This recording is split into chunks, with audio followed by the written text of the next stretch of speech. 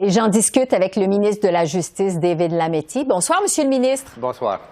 D'abord, vous dites que la mise en œuvre de la loi concernant la Déclaration des Nations unies sur les droits des peuples autochtones, c'est quelque chose qui est très complexe. Pourquoi est-ce que ça représente un tel défi pour votre gouvernement?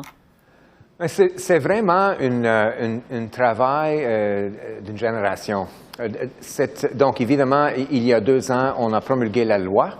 Dans la loi, donc en adoptant la déclaration dans la loi canadienne, mais en faisant une telle adoption, nous avons engagé de créer un plan d'action d'ici 2 ans. Donc, on l'a fait aujourd'hui, on l'annonce aujourd'hui. C'était beaucoup de travail.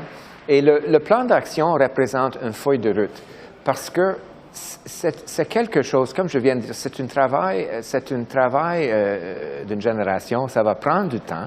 Certaines mesures seront plus faciles que d'autres, mais on s'engage à entamer une route ensemble avec les peuples autochtones à travers le Canada, sans savoir le résultat. On va déterminer les résultats avec les peuples autochtones.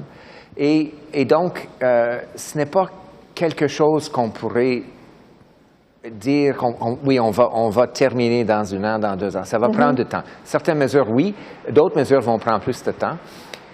Vous allez noter que dans le document, nous avons des obligations, des fois de coopération, des fois de consultation, mais des fois plus intensivement de co-développer certaines mesures. Et donc, selon le cas, selon les circonstances, ça va changer le rythme et le degré d'engagement qu'on doit avoir avec les peuples autochtones. Ouais. Donc, c'est complexe, mais je crois que c'est une feuille de route remarquable pour la réconciliation.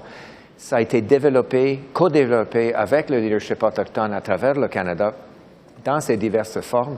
Et donc, c'est quelque chose, je crois, duquel on pourrait être fier et qui pourrait servir comme une guide. Oui.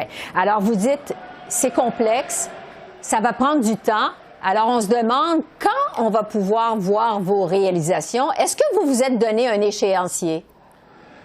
On doit, l'une des premières choses qu'on doit faire, encore une fois, avec le leadership autochtone, c'est de déterminer les priorités dans les mesures. Donc, il y a 181 mesures qu'on a identifiées avec les peuples autochtones, avec les ministres, les ministères, les départements à travers le Canada. Et on va identifier les priorités en utilisant des structures existantes. On a, pour donner un exemple, une structure bilatérale avec le leadership inuit. Et on vient de se rencontrer à Labrador. On va employer la structure du mécanisme justement pour identifier les priorités et aussi pour s'assurer que le travail va bien, que le travail a été accompli, etc. Donc, on va le faire par étapes dans des cas différents avec les peuples autochtones, les Inuits, les Métis, selon leurs priorités, selon nos priorités. Donc, ça aussi, ça va être complexe, mais je peux vous assurer que nous sommes prêts à travailler avec le leader. On a une très bonne relation avec du leadership autochtone et je crois qu'il y a un degré de bonne foi et volonté justement pour réussir. Oui. Mais expliquez-nous comment ce que vous proposez aujourd'hui dans votre plan, ça va faire progresser de façon concrète, je dirais, la réconciliation avec les peuples autochtones. Est-ce que vous avez des exemples précis, concrets à nous donner? Oui, OK. Je viens de déposer une loi dans le Sénat, un projet de loi dans le Sénat, avec une clause non dérogatoire pour protéger les droits dans l'article 35 de la Constitution canadienne, les droits inhérents et les droits traités des peuples autochtones. Avec la déclaration, on va ajouter le fait que les lois, dans leur substance, doivent accorder avec la déclaration. Donc, ça, c'est quelque chose qu'on pourrait faire à l'interne avec une check-off, une forme d'évaluation de chaque projet de loi pour voir si c'est en accord avec la déclaration. C'est quelque chose qu'on a déjà commencé après la promulgation de la loi. Et donc, déjà, c'est quelque chose qu'on pourrait dire qu'on est en train d'accomplir un article dans le plan d'action. Oui. Donc, il faut arrimer la déclaration avec les lois canadiennes. À quel point ça va avoir un impact, justement, sur les lois canadiennes, votre plan d'action, selon vous? Je crois que déjà, ça a commencé à avoir un impact dans le sens que mes collègues, dans leur consultation, des fois leur co-développement des projets de loi avec les peuples autochtones, sont en train d'écouter et sont en train d'améliorer, modifier leurs projets de loi. Donc déjà, c'est là, c'est en train d'être fait. On voudrait continuer et régulariser le processus, justement, pour qu'on puisse avoir encore plus de succès. Donc, déjà, il y a un impact. Déjà, on a des exemples de consultations sur les projets qui n'étaient pas nécessairement si intenses avant la loi ou bien le plan d'action qu'on vient de dévoiler aujourd'hui. Oui. Sur l'autodétermination, maintenant, c'était une partie importante de la déclaration. On se rappelle, bon, il y avait eu des critiques contre le plan provisoire que vous aviez présenté au mois d'avril dernier. Entre autres, l'Assemblée des Premières Nations disait que votre plan ne tenait pas compte de ce droit des Autochtones à l'autodétermination. Qu'est-ce qui a été fait pour répondre à cette préoccupation? Bien, avant tout, on a eu beaucoup d'activités dans les 2 mois après la publication de l'ébauche.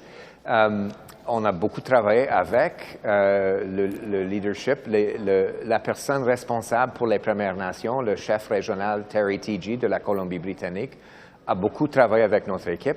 On a ajouté plus que 80 articles après l'ébauche. Donc, il y a 181 actuellement. Il y avait une centaine avant.